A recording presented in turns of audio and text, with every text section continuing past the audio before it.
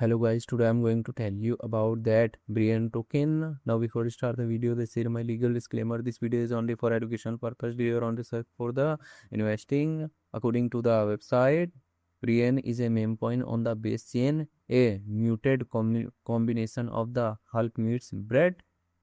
The Brian token will be used for vesting and reward opportunities for the community. It is a community driven project. Total supply of Brain is 1 billion.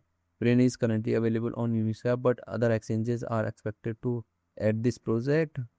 Brian project institute setting is 3.2. Brian token total supply is 972 million and circulating supply is also 972 million Brian token. Brian token is listed on LBank, ACX and other exchanges.